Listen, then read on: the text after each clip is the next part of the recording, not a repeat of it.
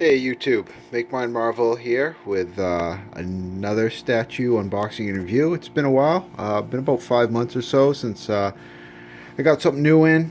Um, this is the Avengers Assemble Wasp exclusive. You can see it's number 205 out of 500. This is a 1/5 scale statue.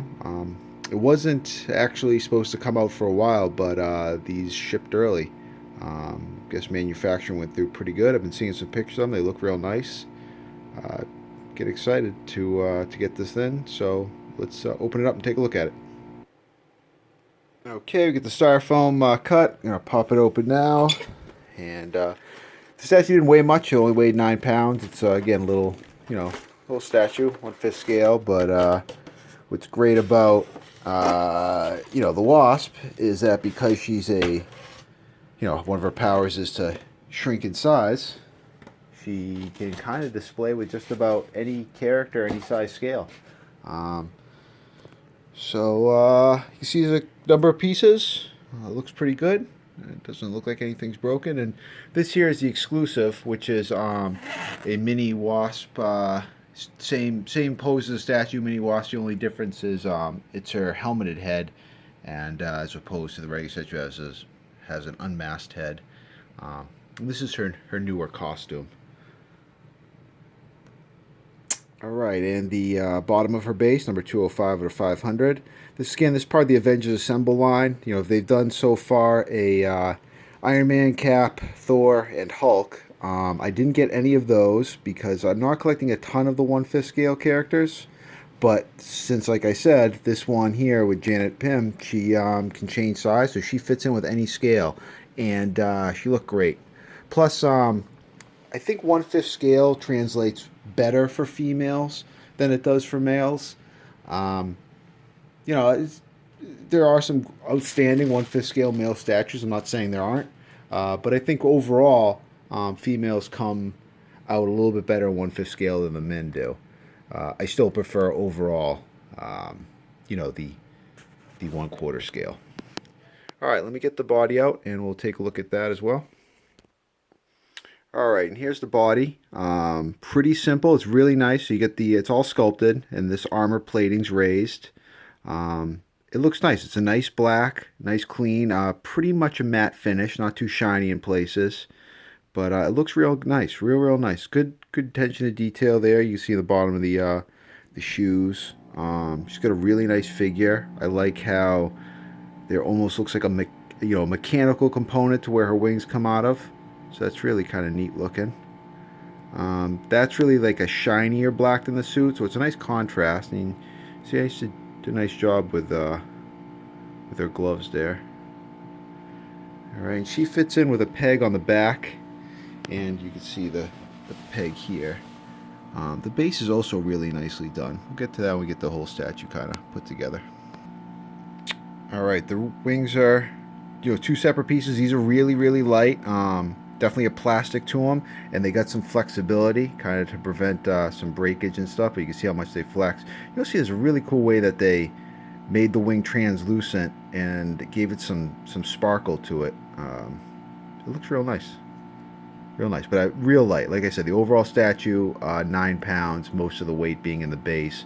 The body's got some decent weight for the size of it. It's not heavy, but it's not too light. All right, and as always, Sideshow stuff is really nice. And most of the time, the statue really comes alive for me when I get to the head sculpt and really get a good look at it. And this is no different. This is you can see the paint app is very nice. It's a beautiful portrait. She's really pretty looking. Hair's done awesome. It's a really nice job. Sideshow's just, in my opinion, unmatched in their portraits. They're really exquisite. All right, and here she is, all put together. The wings aren't put in by any magnets. They're just, kind of little plastic tabs that kind of go right on in. It's just kind of really friction that holds them in, but they're so light, they're not going to fall out or anything. You can see, I guess, some good movement with it. And you can see as I turn the table too, they move because they're so light. But you know, the head's it looks great. I mean, it really does. She's very, very pretty looking. Very pretty looking. Overall.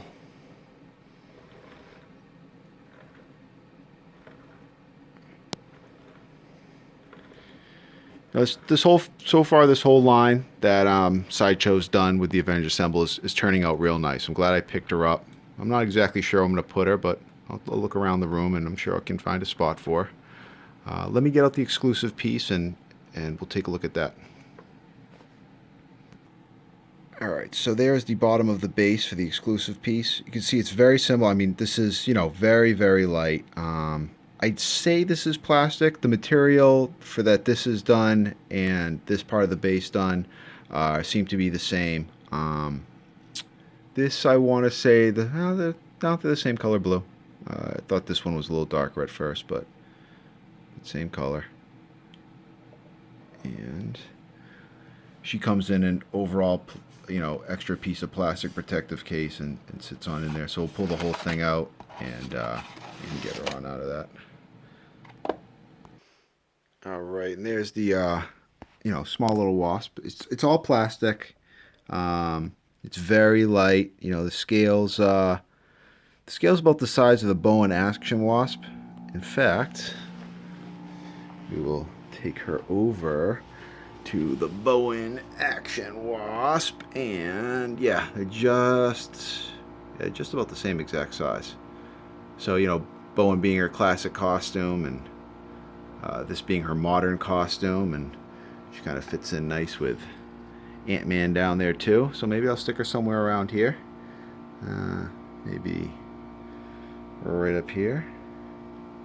Something like that. Yeah, I'm digging it. But yeah, it's, you know, if you've seen the Galactus Silver Surfer or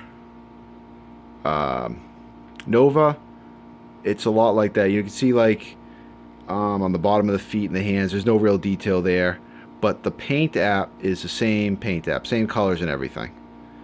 The wings have the same translucent look to them, same sparkle, so it's painted up real well. But you know, it's a small little piece of plastic. And if you, sorry, the focus isn't working too well, but what I mean is, you know, the little Silver Surfer up there, she's a bigger scale than he is, though. Okay.